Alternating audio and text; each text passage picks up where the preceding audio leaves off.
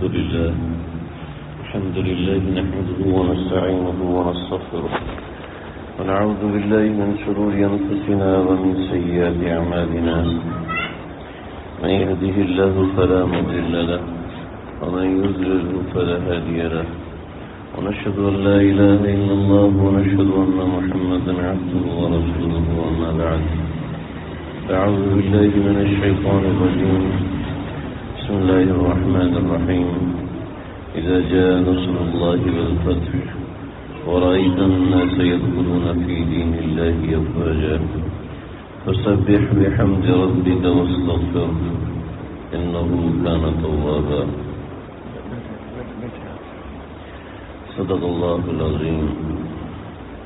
سب سے پہلے تو آپ سب بھائیوں سے انتہائی معذرت کی، مجھے آنے میں بہت تاخیر ہو گئی. حضرت علی فرماتے ہیں نا، عرفت ربی بفصل العظائم، میرے ارادے بنے اور وہ ٹوٹے، پھر بنے پھر ٹوٹے. عرفت ربی بفصل العظائم، جو سوچا تھا وہ نہیں ہوا. جو ترتیب تھی اس ترتیب سے 4-5 بجے پہنچ جانا تھا، لیکن بڑی مشکل سے 6 بجے بھی نہیں پہنچے. تو آپ حضرات کو انتظار کرنا پڑا، اس کی بہت معذرت.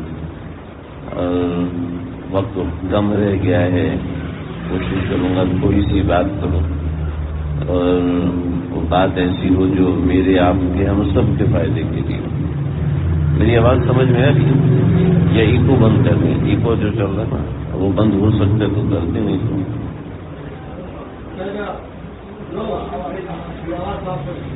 ایکو بند کر دیں نا، جو ایکو سسٹم اگر آن کیا ہو نا وہ بند کر دیں تو آواز صحیح ہو جائے گی. وہ نعت خواں حضرات آتے ہیں تو وہ ان کو تھوڑا اچھا لگتا ہے مرچ مسالہ بیان میں، وہ بات خراب ہو جاتی ہے. ہم کوئی مزہ کرانے تو نہیں ہے، جو 2-4 باتیں ہیں اپنے بڑوں کی سنی ہوئی بس وہ سنا دے، شاید میرے دل میں اتر جائے، شاید آپ سب کے دل میں اتر جائے. ایک بات یاد رکھنا، لوگ کہتے ہیں کہ ہاں بس بہت اچھا جزاک اللہ خیر، کہ ہمیں نصیحت اثر نہیں کرتی اور نصیحت کا کوئی فائدہ نہیں ہوتا، نہ اس کو ہوتا ہے نہ اس کو ہوتا ہے نہ مجھ کو ہوتا ہے. حالانکہ اللہ نے تو قرآن میں فرمایا فذکر فإن الذکریٰ تنفع المؤمنین، نصیحت کیا کرو، فذکر نصیحت کیا کرو، فإن الذکریٰ تنفع المؤمنین، نصیحت مومن کو اثر کرتی ہے. یعنی اگر تو اثر کر رہی ہے تو مومن ہے، اگر اثر نہیں کر رہی تو معاملہ گڑبڑ ہے نا جی. اب مجھے نصیحت اثر نہیں کرتی، ایسا ہو نہیں سکتا. مومن ہے نا، ہم سب مسلمان ہیں نا، ہم سب مسلمان الحمدللہ. اور پھر نصیحت اثر کیوں نہیں کر رہی؟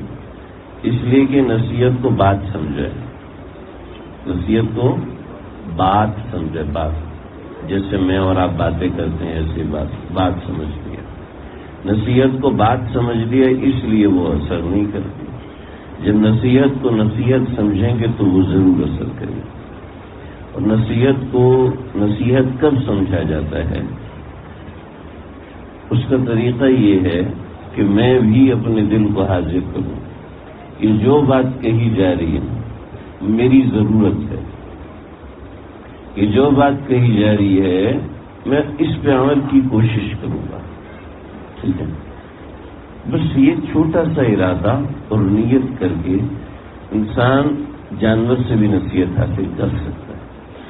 چاہے جائے کہ انسان ہو، چاہے جائے کہ قرآن ہو. میری اردو سمجھ میں آ رہی ہے نا آپ لوگوں؟ میں اصل میں وہ اندرون سندھ کئی دفعہ بیان کرنے کے لیے گیا ہوں تو وہ بیچاروں کو اردو بعد میں پتہ چلا میں اتنی دیر تک بات کرتا رہا ان کو سمجھ ہی نہیں آیا. تو میں پوچھ لیتا ہوتا کہ وہاں میں نے بینر دیکھے سارے سندھی میں لکھے ہوئے تھے، تو میں نے کہا پتہ نہیں میری بات سمجھ میں آئے گی نہیں آئے گی. سمجھ میں آ رہی ہے نا؟ جہاں سمجھ میں آئے چھوٹی سی بات کروں گا، اللہ کرے میرے دل میں ہوتا جائے. آپ لوگوں کے لیے نہیں، سب سے پہلے اپنے لیے کر رہا ہوں اور اس کے بعد پھر ہم سب کے لیے یہ بات ہے. تو دیکھو جی، نصیحت سننے سے پہلے، نصیحت کی مجلس میں بیٹھنے سے پہلے دل کو حاضر کریں کہ ہم اللہ کے لیے بیٹھے. اللہ کے لیے ہم نے اپنا وقت نکالا ہے. اتنی دیر سے آپ لوگ انتظار کر رہے ہیں. کئی ماشاءاللہ ساتھی فون کر رہے ہیں، بار بار فون کر رہے ہیں. میری تو کوئی ایسی حیثیت ہی نہیں کہ مجھے بار بار پوچھا جائے. جی پانی چاہیے، پانی دے دے گا. اس کو سنبھالنا بھائی جانتے ہیں، بھائی سنبھال لیں گے. تو دیکھو بھائی، آپ لوگ اتنی دیر سے انتظار کر رہے ہیں، چھوٹی سی بات ہو جائے تاکہ اللہ ہم سب کی دل میں اتارے. ٹھیک ہے؟ تو دیکھو بھائی، اللہ تعالی نے جو ہمیں نصیحت فرمائی ہے، رسول اکرم صلی اللہ علیہ وسلم نے ہمیں جو نصیحت فرمائی ہے، اس کے بعد صحابہ، تابعین، تبع تابعین، ان سب کی جو نصیحت ہے، اس کا خلاصہ یہ ہے کہ ہم اللہ کے فرما بردار بن جائیں. اللہ کا فرما بردار گناہ نہیں کرتا. یا ایھا الانسان ما غرک بربک الکریم الذی خلقک فسواک فعدلک فی ای صورت ما شاء رکبک. اللہ نے نا جیسے میں کہتا ہوں، بات سنو میری، ایسے اللہ نے مجھے، آپ کو، ہم سب کو مخاطب کیا. یا ایھا الانسان، اے امین صاحب ادھر سنو، اے حسان بھائی ادھر سنو، اے خالد، اے عمر، اے برکت، اے فلانے. ہر ایک اپنے دل میں اپنا نام لے، ہر ایک اپنے دل میں اپنے آپ کو پکارے. یا ایھا الانسان، اے تم عاقل کے رہنے والے، فلاں مرد، فلاں عورت.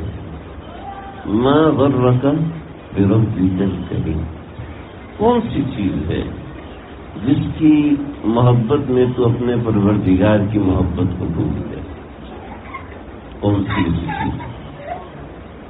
بیوی کی محبت ایسی غالب تو نہیں ہے کہ اللہ کو ناراض کر بیٹھے. موبائل کی محبت کوئی ایسی غالب تو نہیں ہے کہ اللہ کو ناراض کر بیٹھے. فلموں کی، ڈراموں کی، اور فنی کلپس کی، اور یوٹیوب کی، اور فیس بک کی محبت کہیں ایسی تو نہیں کہ اللہ سے غافل ہو گیا.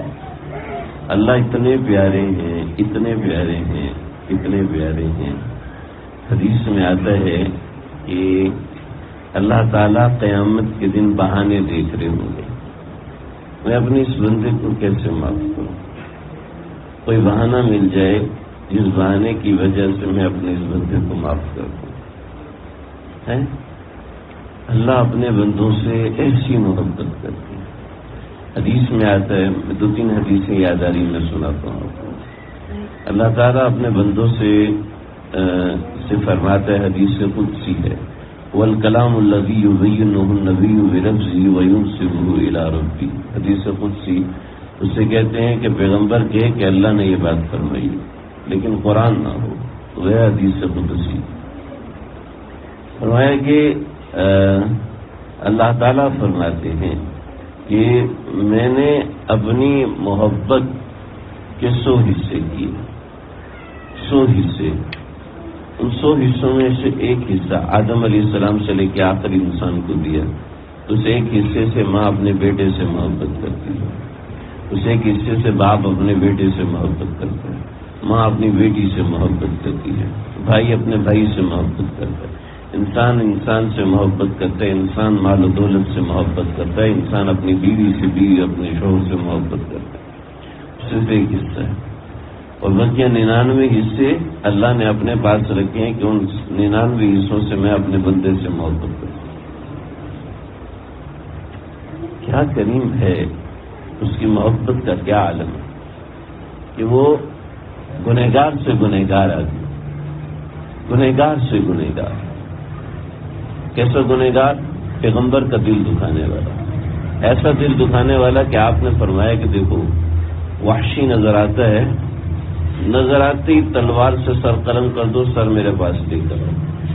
پیغمبر علیہ السلام کے پاس صرف ایک بندوں اور بعض روایت میں کسی بندے کا سر پیغمبر کے پاس نہیں لایا گیا. لیکن حبشی کے بارے میں آپ نے فرمایا، وحشی کے بارے میں آپ نے فرمایا، وحشی کے بارے میں آپ نے فرمایا اس کو پہلے وحشی کے بارے میں آپ نے فرمایا وحشی نظر آتا ہے، وحشی نظر آتا ہے، نظر آتے اس کا سر قلم کر دو، اس کا سر قلم کر دو۔ جب وحشی کو پتہ چلا کہ میرا سر قلم ہو جائے گا اور میں بچوں گا نہیں، مسلمانوں کی حکومت سب جگہ پر، تو وحشی نے نقاب پہنا، نقاب پہنا اور نقاب پہن کر پیغمبر علیہ الصلوۃ والسلام کی مسجد میں آیا، گھوڑے پر سوار تھا اور چھلانگ لگائی، آپ صلی اللہ علیہ وسلم کے پاس آ کے بیٹھ گیا۔ اب بھائی کون ہے تو؟ کون ہے؟ تو نقاب کے اندر سے بولا اشہد انک رسول اللہ، لا الہ الا اللہ اشہد انک رسول اللہ، میں اللہ پر ایمان لائے اور اس بات کی گواہی دیتا ہوں کہ آپ اللہ کے پیغمبر ہیں۔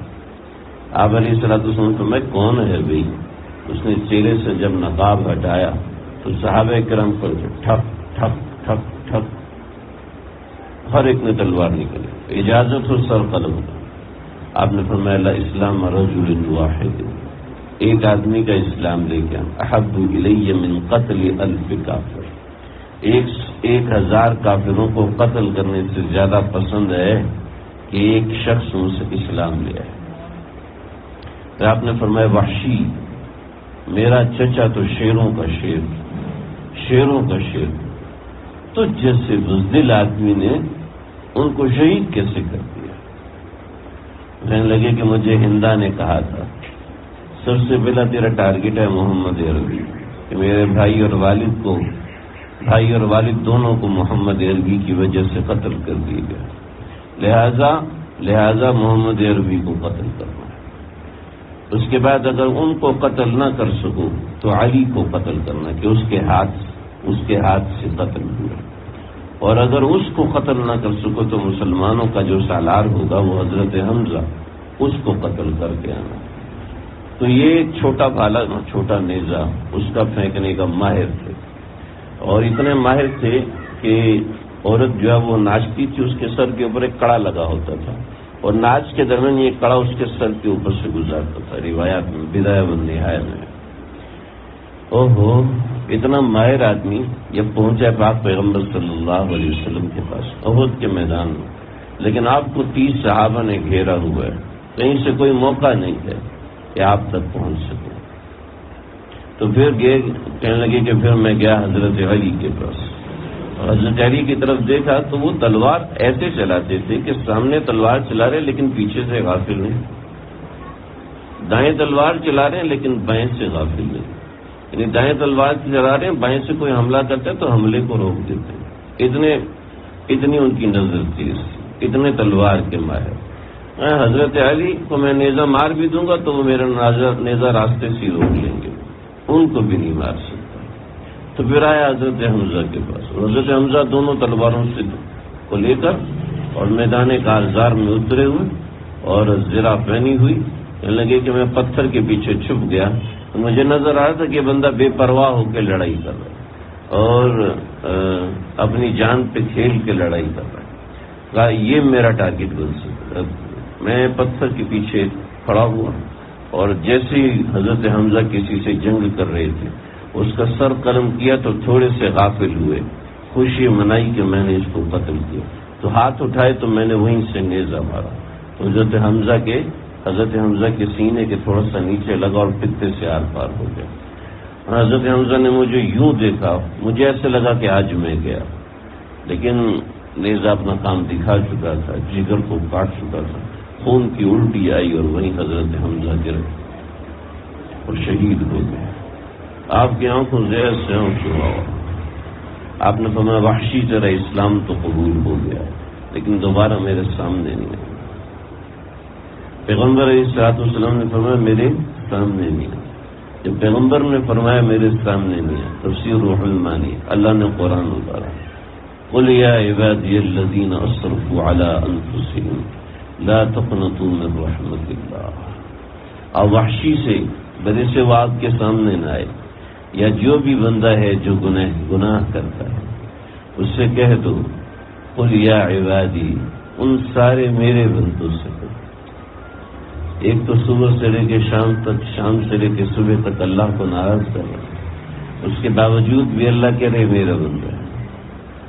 ماں کی نافرمانی کرتے نا، کہتا میرے بچے ہی نہیں ہیں، جو تم میری اولاد ہی نہیں، آج کے بعد مجھے اپنی ماں نہیں کہنا، آج کے بعد دفعہ ہو جاؤ، نکل جاؤ، تم گھوڑے ہو، تم گدھے ہو، تم فلانے، تم یہودی ہو۔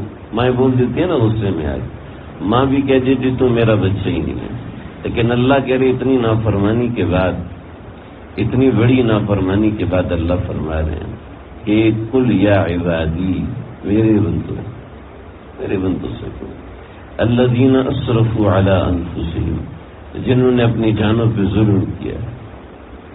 دیکھو دوستو، صبح سے لے کے شام تک، شام سے لے کے صبح تک اللہ سے غافل ہیں، لیکن اللہ اپنے بندے سے غافل نہیں۔ حدیث میں آتا ہے قیامت کے دن اللہ تعالیٰ کے سامنے نامہ اعمال پیش ہوگا۔ نامہ اعمال پیش کرنے کے لیے فرشتے آئیں، کرام کاتبین یعلمون ما تفعلون، ہے نا؟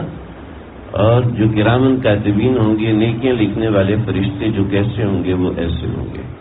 ایک فرشتہ فجر میں آتا ہے اور عصر میں چلا جاتا ہے، عصر میں دوسرا فرشتہ آتا ہے، فجر تک لکھتا رہتا ہے، پھر فجر میں تیسرا فرشتہ آتا ہے، عصر تک لکھتا رہتا ہے، عصر میں چوتھا فرشتہ آتا ہے، فجر تک لکھتا رہتا ہے، فجر میں پانچواں، پھر چھٹا، پھر ساتواں، پھر آٹھواں۔ بلوغت کے بعد سے لے کر ایسے فرشتے اور ملائک آتے ہیں اور اعمال نامہ لکھتے ہیں، ٹھیک ہے؟ لیکن جو برائیاں لکھنے والا فرشتہ ہے نا، برائیاں لکھنے والا فرشتہ ایک ہی ہے، فجر میں بھی وہی ہوتا ہے، عصر میں بھی وہی ہوتا ہے، پھر فجر میں بھی وہی ہوتا ہے، پھر عصر میں بھی وہی ہوتا ہے۔ سن رہے میری بات سن رہے؟ پنکھا لگ جائے گا، چھوڑو جی، دوبارہ یہ ملاقات نہیں ہوگی بھائی۔ دیکھو فجر میں بھی وہی فرشتہ، عصر میں بھی وہی ایک فرشتہ۔ جب قیامت کے دن نامہ اعمال پیش کیے جائیں گے تو یہ فرشتہ ایک تختی لے کے کھڑا ہوگا، وہ گویا کہ وہ گو کہ تختی بہت بڑی ہوگی، وہ ایک تختی لے کے کھڑا ہوگا اور یہ اتنے سارے فرشتے تختیاں اٹھا کے کھڑے ہوں گے، تو یہ سارے کہیں گے اللہ اس کو بخش دے۔ یہ فرشتہ کہے گا اللہ اس نے زنا کیا تھا، اللہ اس نے آنکھ کا زنا کیا تھا، اللہ اس نے کان سے گانا سنا تھا، اللہ اس نے زبان سے جھوٹ بولا تھا، اس نے زبان سے بیوی کا دل دکھایا تھا، اس نے زبان سے ماں باپ کا دل دکھایا تھا جی۔ یہ فرشتہ کھڑا ہوگا تو اللہ فرمائیں گے، دیکھو بڑی اہم بات ہے، میری طرف دیکھو یار، پنکھا پہلی دفعہ دیکھ رہے ہیں، نہیں کرو یار، میری طرف دیکھو۔ اللہ فرمائیں گے ارے بھائی میں اتنے ساروں کی سنوں یا تیرے اکیلے کی سنوں؟ کیا بات ہے، اتنا مہربان اللہ، اتنا بخشش کرنے والا اللہ۔ دیکھو صبح سے لے کے شام تک، شام سے لے کے صبح تک ہم اس کو ناراض کرتے ہیں اور پھر بھی روزی دیتا ہے۔ صبح سے لے کے شام تک ہم اس کی نافرمانی کرتے ہیں اور پھر بھی روزی دیتا ہے، وہ پھر بھی کھانا کھلاتا ہے، وہ پھر بھی نیند سلاتا ہے۔ دوستو ایسے اللہ کو ناراض کرنا، آپ بتاؤ سمجھداری ہے؟ ایسے اللہ کو کی نافرمانی انسان جان بوجھ کے کرے۔ دیکھو نافرمانی چند ایک، فرمان برداریاں بہت زیادہ، غصہ ایک نافرمانی ہے۔ غصہ دیکھو ایک سمجھنا، غصے والا شخص پوری زندگی ناکام رہتا ہے، چاہے وہ باپ ہو ناکام ہے، چاہے وہ ماں ہو ناکام ہے، چاہے وہ بیوی ہو ناکام ہے، چاہے وہ اولاد ہو ناکام ہے، چاہے وہ استاد ہو ناکام ہے، چاہے وہ شوہر ہو ناکام ہے۔ یاد رکھیں غصے والا شخص ہمیشہ ہمیشہ نقصان اٹھاتا ہے، اور غصے کا نقصان اس کو خود کو ہوتا ہے، دوسرے کو غصے کا نقصان نہیں ہوتا۔ غصے کا نقصان اس کی اپنی ذات کو سب سے پہلے ہوتا ہے۔ غصہ گھر تباہ کر دیتا ہے، غصہ اولادوں کو تباہ کر دیتا ہے، غصہ رشتوں کو تباہ کر دیتا ہے۔ ماں کے مزاج میں غصہ ہوتا ہے، اولاد اس سے دور رہتی ہے، اور اولاد دور رہتی ہے اس سے اس کی آخرت تباہ ہوتی ہے، لیکن ماں کی دنیا بھی، ماں کی آخرت بھی تباہ ہو جاتی ہے۔ جو ماں غصہ کرتی ہے وہ شکوہ نہ کرے میری اولاد نہ ہو، جو اولاد غصہ کرتی ہے وہ شکوہ نہ کرے میرے ماں باپ ایسے ہیں ویسے. جو بیوی غصہ کرتی ہے وہ یہ نہ سوچے کہ میرا شوہر ایسا ویسا. اور جو شوہر غصہ کرتا ہے وہ یہ نہ سوچے. آئے روز یہ پیغامات تو پکے کہ شوہر آتے ہی گھر میں موبائل میں گھس جاتا ہے اور رات 1 بجے 2 بجے موبائل رکھ کے سوتا ہے. نہ بیوی سے پوچھتا ہے نہ بچے کا حال پوچھتا ہے. بیوی اکیلی بیچاری ڈاکٹر کے پاس بچے کو لے کر جاتی ہے, اس کا خیال کرتی ہے. شوہر کو اس کی کوئی پرواہ نہیں کہ میرا بچہ بیمار ہے, میری بیوی بیمار ہے, اس کا کوئی حق ہے. اس قدر خود غرضی بڑھ گئی مزاجوں کے اندر, اس قدر استغنا بڑھ گیا. کیا ہے کہ بے پرواہی, غفلت, اس کی بنیادی چیز غصہ. میں بہت سی چیزیں میں کیا سنوں گا. دوستو, آپ صلی اللہ علیہ وسلم کے سب سے قریبی صحابی کون ہیں؟ بولو بھائی. سارے کچھ کھانا وانا نہیں ملا. حضرت ابوبکر. نا میں کہا گرمی کی وجہ سے آواز نہیں نکل گئی. تو حضرت ابوبکر آپ صلی اللہ علیہ وسلم کے سب سے قریبی ہیں. حضرت عمر اس کے بعد ہے, حضرت عثمان اس کے بعد ہے, حضرت علی اس کے بعد ہے نا. اچھا, تھوڑی سی اگر جغرافیہ کوئی جانتا ہو نا تھوڑا سا, تو مسجد نبی صلی اللہ علیہ وسلم میں اس کو لیں آپ چھوڑ دیں, مطلب ہم خود اس کو سنبھالیں گے.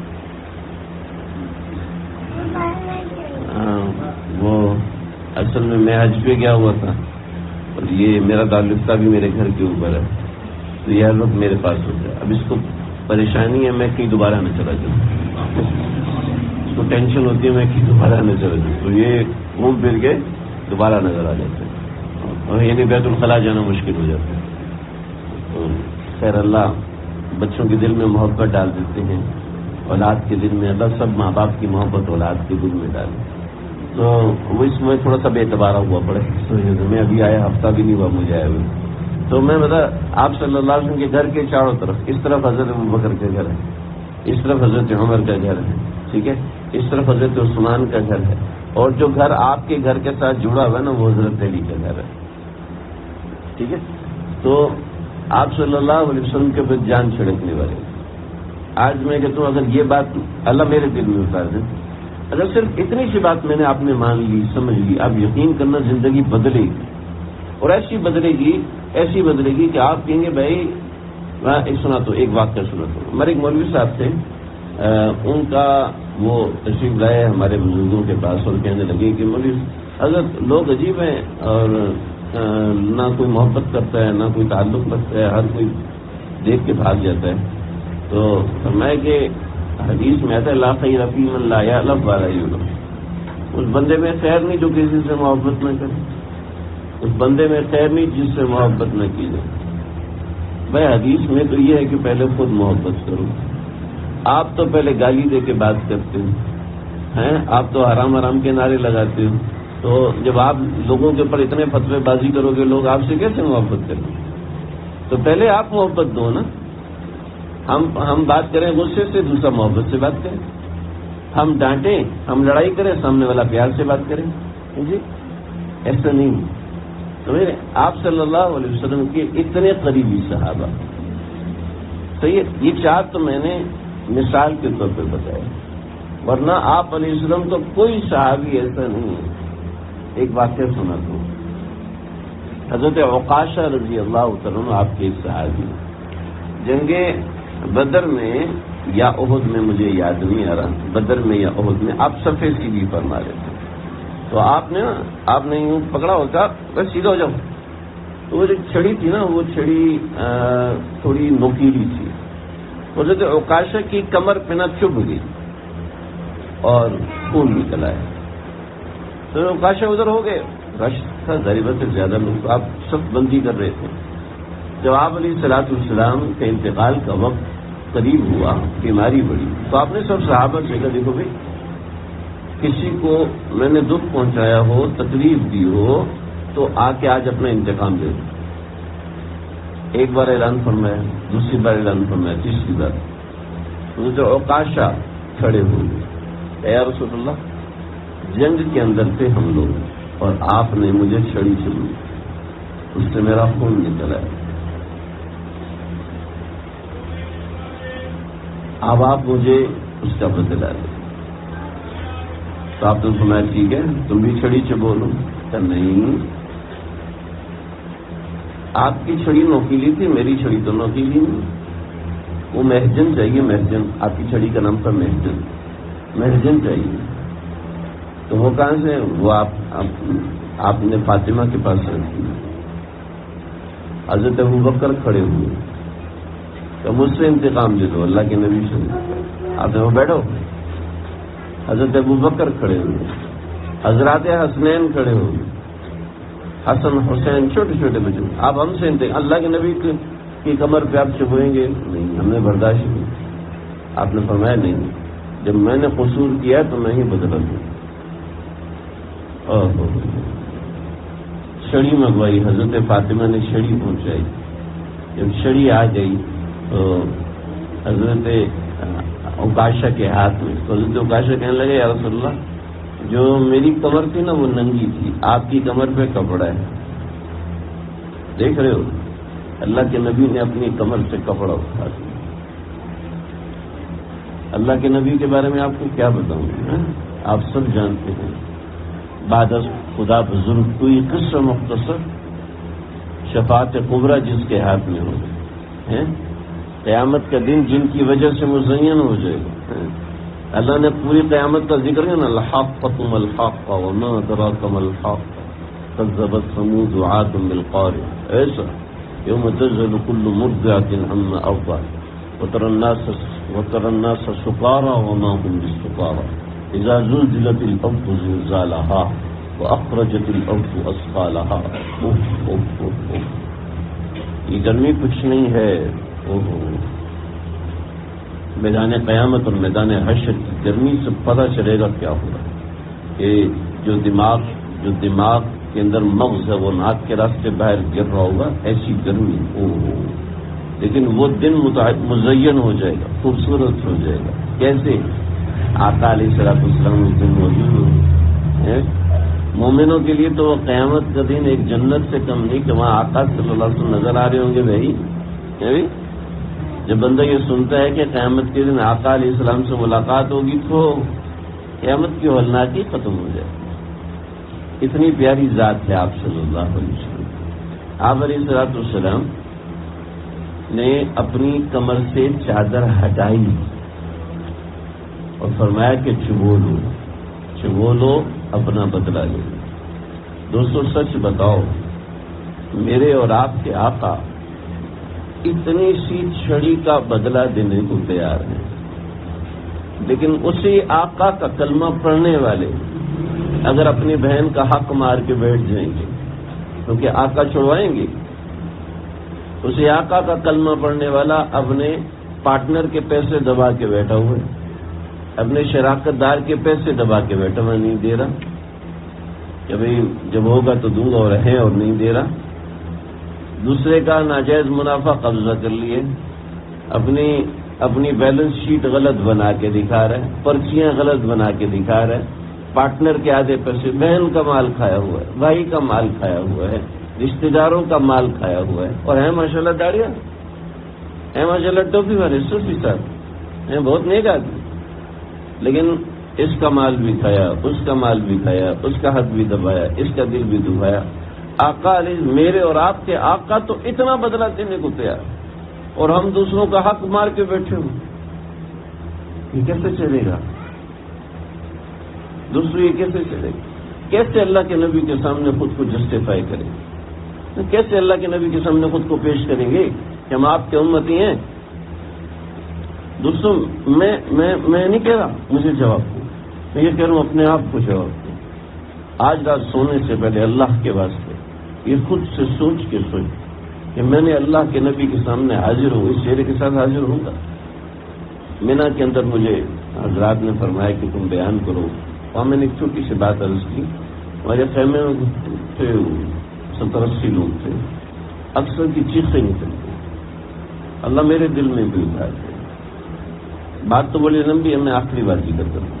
انتقال سے پہلے آپ صلی اللہ علیہ وسلم کی ایک جیسے کھڑکی کھولی، کھڑکی سے پردہ اٹھایا اور آپ نے اپنے صحابہ کی یوں دیکھا اور دیکھ کر آپ صلی اللہ علیہ وسلم مسکرائے اور مسکرا کر آپ نے پردہ گرا دیا. صحابہ کرام نے یہ آپ کا آخری دیدار کیا.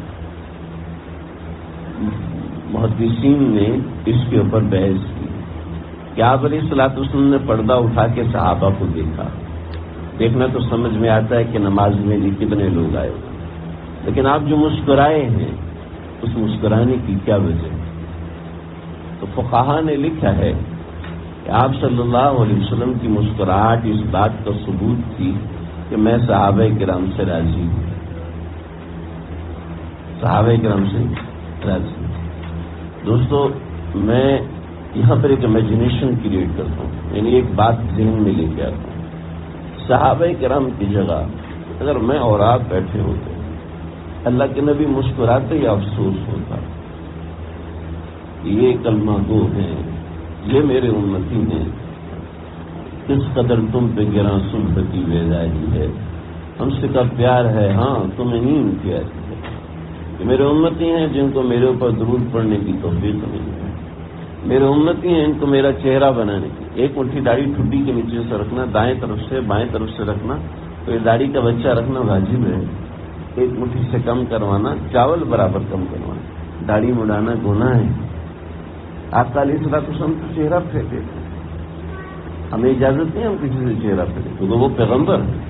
ہمیں اجازت نہیں ہے کسی داڑھی کاٹنے والے، داڑھی کم کرنے والے سے چہرہ پھیریں. خبردار اگر کسی کو حقیر سمجھا، خبردار اگر کسی پردے والی عورت نے بے پردہ عورت کو حقیر سمجھا. وہ اس کی نیکی ہے، اندر اس کا بنا ہوا ہے، اندر اس کا بنا جبھی تو مسلمان ہے. بس ظاہر ہونے میں تھوڑی دیر ہو جاتی ہے، اس میں کون سی ایسی بات؟ میرے پیارے بھائیوں، میرے پیارے بھائیوں، آقا علیہ الصلوۃ والسلام تو اس پائی کی فکر کر رہے ہیں. حضرت وقاشہ قریب آئے، مرد وقت ہونے والا 7:30. حضرت وقاشہ قریب آئے اور آپ صلی اللہ علیہ وسلم کی کمر میں ہاتھ ڈالا اور کمر کا بوسہ لینا شروع کر دیا. کہ اللہ کے نبی، میں کون ہوتا ہوں آپ کو تکلیف پہنچانے والا؟ میں کون ہوتا ہوں؟ مجھے تو آپ کی کمر کا بوسہ چاہیے تھا. اس بوسے کے لیے یہ سب کیا ہے. آپ نے فرمایا نہیں وقاشہ، یا تو معاف کرو یا بدلا دو. وقاشہ کہنے لگے یا رسول اللہ، قیامت کے دن اپنی شفاعت کے آسرے پہ معاف کیا. ہمارے آقا تو حق ادا کرنے کے لیے اس قدر مسترد، اس قدر تڑپ کہ آخری بیماری بستر مرگ پر پڑے ہوئے حق ادا کر رہے ہیں.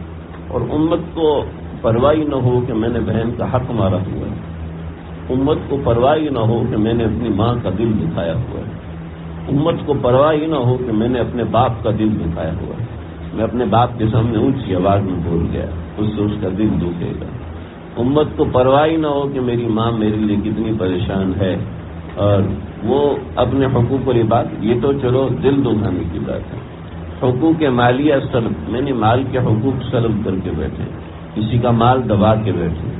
دوستو ایک ارادہ کرو، ایک ارادہ کرو، یہ میرے ذمہ کسی کا حق نہیں ہے، نہ اللہ کا حق نہ بندوں کا حق. ہلکے پھلکے ہو کے دنیا سے چلے، ہلکے پھلکے ہو کے.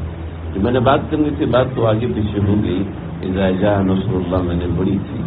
تو خیر میں یہ کہہ رہا تھا کہ اللہ تعالیٰ اپنے بندوں کے لیے اتنے مہربان ہیں، اتنے شفیق ہیں، اتنے محبت کرتے ہیں کہ اس کی بخشش کے لیے بہانوں پہ بہانے تلاش کرتے ہیں. تو میرا بندہ کسی درجے میں آ کے مجھ سے معافی من تقربنی شبرا تلقیتہ من بعید، کہ کوئی بندہ تھوڑا سا مجھ سے قریب ہوتا ہے، اس کے استقبال کے لیے نکل آتا ہوں. کوئی بندہ مجھ سے معافی مانگتا ہے تو میں کیا کرتا ہوں؟ میں ساتوں آسمان میں اعلان کرتا ہوں کہ بنو عاقل میں بیٹھے فلاں آدمی نے آج مجھ سے معافی مانگی ہے، اے فرشتوں تم گواہ بن جاؤ میں نے اسے معاف کیا ہے. تو اللہ تعالیٰ ہماری معافی کے بہانے تلاش کرتے ہیں. حدیث میں آتا ہے مسلم شریف کی روایت، ان اللہ یبسط الیدا، اللہ اپنے دونوں ہاتھ پھیلا کے رکھے، دونوں ہاتھ یوں پھیلا کے رکھے. آنا اللیل، پوری رات پوری رات ہاتھ پھیلا کے بیٹھے. کیا ہے کہ شاید کسی نے دن میں گناہ کیا ہے اور رات میں آ کے مجھ سے معافی مانگ رہا، میں معاف کروں. کیا بات. اور پھر آنا النہار، شاید کسی نے رات میں گناہ کیا، دن میں معافی مانگے، میں معاف کروں، معاف نہیں کروں، گلے لگا دوں. آج میرا بندہ مجھ سے معافی. دوستو، اللہ تعالیٰ سے تعلق بنائے، اللہ تعالیٰ سے دوستی لگائے، اللہ تعالیٰ سے یاری بنائے. اور اللہ سے یاری بڑی آسان ہے، بڑی آسان. وہ کیسے ہے؟ وہ ایسے کہ انسان چاہتا ہے، میں زیادہ لمبی بات کر نہیں سکا، بہت ہی مختصر بات بتا رہا ہوں کہ دیکھو بھائی، طریقہ کار یہ ہے، آگے جس کو کرنا ہے کر کے دیکھیے، پریکٹیکل. یہ وہ چیز نہیں ہے کہ جیسے جتنا مرضی اچھے طریقے سے پڑھا دوں کہ ٹیکا ایسے لگاتے ہیں، جب تک لگا کے نہیں دکھائیں گے آپ کو پتہ نہیں چلے گا ٹیکا کیسے لگتا ہے نا جی. وہ ایک آدمی نے پوچھا نا فارمیسی والا، یہ ڈاکٹر کیا لکھتا ہے؟ پرچی کے اوپر ڈاکٹر کچھ لکھتا ہے جو صرف فارمیسی والے، یہ صرف دوائیوں کی دکان والے کو سمجھ میں آتا ہے. ایسا کیا لکھا ہوتا ہے؟ کیا اس نے لکھا ہوتا ہے میں نے الو بنا دیا اب تو بھی بنا لے. تو یہ وہ فارمولہ نہیں، آپ کہیں جا کے پتا کریں گے. یہ ایسے ہے، ہمارے ایک دوست جہاز میں تھا، خان صاحب لاہور کا، تو بٹن دبا رہا تھا بار بار. بٹن دباتا تو وہ ایئر ہوسٹس آ جاتی، تو 2-3 دفعہ ہی بیچاری. کیا مسئلہ ہے؟ کوئی مسئلہ نہیں، تو تم نے بٹن کیوں دبا؟ میری مرضی دبائے. وہ بیچاری چلی گئی. تو وہ ان کا جو بڑا آدمی تھا نرسنگ، وہ آیا، کہا خان صاحب یہ بٹن نہیں دباؤ، کہا تمہیں دبائے گا. تو میں نے اس کو خان صاحب کو کہا خان صاحب ایسے نہیں کرتے، آپ مشلائز کے ساتھی ہو، آپ کو ایک لطیفہ سناتا ہوں. کیا کہنے لگا کہ ایک خان صاحب جہاز میں بیٹھے، اس نے بٹن دبایا، تو بٹن دبایا تو فضائی ماسی آ گئی، ایئر ہوسٹس وہ آ گئی. اس نے کہا آپ نے مجھے بلایا؟ کہ میں نے نہیں بلایا. کہ آپ نے مجھے بلایا؟ کہ میں نے نہیں بلایا. آپ نے بلایا؟ ابھی تو بھائی آپ کو کیسے کر، تم نے یہ بٹن دبایا؟ کہ دبایا. کہ جب تم یہ بٹن دباؤ گے تو میں آ جاؤں گی. وہ خان صاحب کو سمجھ میں آیا کہ ایسے یہ بٹن دبانے سے پھر یہ ان کے وہاں بیل بجتی ہے تو یہ آ جاتے ہیں. تو خان صاحب کہنے لگے اچھا تو یہ بٹن میں اپنے گھر لے جاؤں. خان صاحب بہت خوش ہوا، بہت خوش ہوا، کہہ رہے یہ تم نے بہت اچھے طریقے سے مجھے سمجھایا. شریعت میں ہنسنا بولنا منع نہیں ہے. آپ صلی اللہ علیہ وسلم گھر میں داخل کانا داخل بیت متبسما، آپ گھر میں جب داخل ہوتے تو ہنستے ہوئے داخل ہوتے.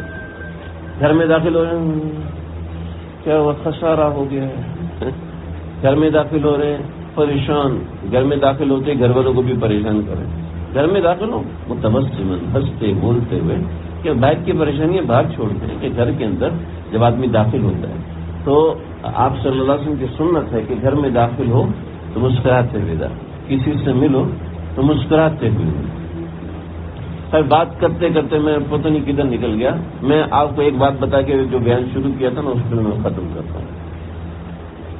طریقہ کار، یہ طریقہ کار سمجھ لیں، جس کا دل چاہتا ہے کر لیں. اس کے لیے نہ صوفی صاحب ہونا شرط ہے، نہ مولوی صاحب ہونا شرط ہے، نہ حافظ صاحب ہونا شرط ہے، نہ قاری صاحب ہونا شرط ہے، نہ مدرسے میں جانا شرط ہے، نہ کوئی شرط. بس ایک شرط ہے کہ یہ کام کرنا تو پابندی سے 5 منٹ 10 منٹ 15 منٹ جو ٹائم آپ کو مناسب لگے. تنہائی ہو، اکیلے بیٹھنا، ٹھیک ہے، مسجد کے کونے میں بیٹھ جاؤ، گھر کے کونے میں بیٹھ جاؤ، تنہائی ہو، اور اس وقت اپنے دل کی زبان سے اللہ کو یاد کرو. سمجھ رہے؟ ایک تو زبان کہتے ہیں اللہ اللہ اللہ اللہ، ایک زبان کہتے ہیں، ایک دل کہتے ہیں. اس کو یہ تصور کرو کہ دل کو اللہ کو یاد کر رہا ہے. اب یقین کرنا اللہ کی محبت کے اوپر جو مٹی پڑی ہوئی ہے نا ہماری، وہ اتر جائے گی. پھر آپ کو پتہ چلے گا ابے میرے دل میں اللہ سے اتنی زیادہ محبت مجھے پتہ ہی نہیں. آپ کے دل میں ہر مومن کے دل میں وہ موجود ہے. ہر دل میں عشق کا دفینہ، ہر ایک کے دل میں عشق دفن ہے اللہ کا. یہ جب نکلتا ہے نا پھر پتہ چلتا ہے. ہمارے ایک ساتھی کہنے لگے میرا بچہ ہے، اس کو میں نے 4 سالوں کے کاروبار پہ لگایا، اس کو عقل نہیں ہے، سمجھ ہی نہیں ہے، بے وقوف ہے، اب اس کو کیا کروں؟ مولوی صاحب کوئی تویز دو، کوئی دم دو۔ میں نے کہا آپ کے ابا آپ کے بارے میں کیا کہتے ہیں؟ کہتے وہ تو مجھے کہتے تم بے وقوف ہو، حالانکہ میں بے وقوف نہیں ہوں۔ میں نے کہا تم بھی تو اپنے بچے کو بے وقوف کہہ رہے ہو۔ ہاں مجھے تو پتہ نہیں تھا، میرے ابا بھی مجھے بے وقوف کہتے ہیں۔ سمجھے؟ آدمی کو اپنے بارے میں نہیں پتا ہوتا۔ جب انسان اللہ سے لو لگاتا ہے، اللہ سے رجوع کرتا ہے، یقین کرو اس کو پتہ چلنے لگتا ہے میرے دل میں اللہ کی کتنی محبت ہے۔ قسم خدا کی آپ کے دلوں میں اللہ کی محبت کا دفینہ دفن ہے۔ لیکن یہ ہے، ٹھیک ہے بس بات سنا کے ختم کروں۔ میں بتا رہا تھا، آخری بات بتا رہا ہوں، 2-4 منٹ لیٹ کر لیں گے آج، بس ایک بات سنا کے ختم کروں۔ آپ علیہ الصلوۃ والسلام کے صحابہ کتنی محبت کرنے والے آپ سے ہیں جی؟ آپ تھوکتے ہیں نا، صحابہ کرام تھوک نیچے نہیں کرنے دیتے۔ آپ ناک صاف کرتے ہیں، صحابہ کرام ناک صاف نہیں کرنے دیتے، نیچے گرنے نہیں دیتے۔ سمجھ رہے ہو؟ بہت بڑی تفصیل ہے، میں مختصر بتا رہا ہوں۔ لیکن اللہ کے نبی کو اللہ نے قرآن میں بولا لو کنت فظا غلیظ القلب، اگر آپ زبان کے سخت ہوں گے اور آپ دل کے سخت ہوں گے، زبان کے کڑوے ہوں گے، لن فضوا من حولک، صحابہ آپ کو چھوڑ دیں گے۔ سمجھے؟ صحابہ آپ کو چھوڑ دیں گے۔ دوستو میں اور آپ اگر دل کے سخت ہیں تو ہمارے بچے ہمارے قریب آئیں گے، ہماری بیوی ہم سے محبت کرے گی، ہماری بہو ہم سے محبت کرے گی، ہمارے سسرال والے بیگ نہیں کرے گی۔ یہ بات یاد رکھنا آج۔ اللہ تعالیٰ مجھے آپ ہم سب کو سمجھنے کے عمل کرنے کی توفیق عطا فرمائے۔ وآخر دعوانا الحمدللہ رب العالمین۔ یہ دعا کی درخواست کی ہے، دعا کے بچے اس کا سب سے دعا کر لیتے ہیں۔ میں یہ پرچے بعد میں پڑھ لوں گا، اور اللہ تعالیٰ کو معلوم ہے۔ بسم اللہ الرحمن الرحیم، الحمدللہ رب العالمین، والصلاۃ والسلام علی سیدنا ربنا تقبل منا انك انت السميع العليم وتب علينا انك انت التواب الرحيم۔ اللہ اس محفل میں جتنے لوگ آئے ہیں، جو جہاں جہاں سے آئے ہیں، سب کے آنے کو قبول فرمائیے۔ ان کی حاجات کو، میری حاجات کو، ہم سب کی حاجات کو اپنے فضل و کرم سے پورا فرمائیے۔ جن نے پرچیاں بھیجی ہیں، جن نے پیغام بھیجا نہیں ملا، جو بھیجنا چاہتے تھے، جو امید وابستہ رکھتے ہیں، سب کی حاجات کو اپنے فضل سے کرم سے سن لیجیے۔ وصلی اللہ تعالی علی خیر خلقہ محمد وآلہ وصحبہ وسلم۔